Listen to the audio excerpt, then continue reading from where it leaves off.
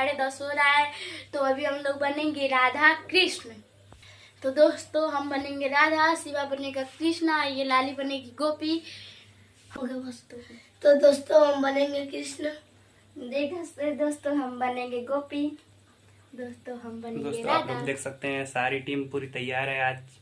तो दोस्तों अभी हम लोग मिलेंगे कुछ देर के बाद। जब हम लोग तैयार हो जाएंगे तो आप लोग को दिखाएंगे।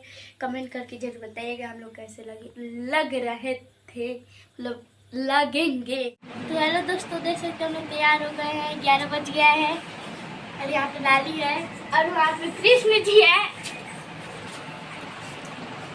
तो हेलो दोस्तों, हम लोग जा रहे हैं अब मंदिर पे। हम लोग तैयार हो चुके हैं। तो दोस्तों हम लोग कैसे लग रहा है कमेंट करके जरूर बताइएगा।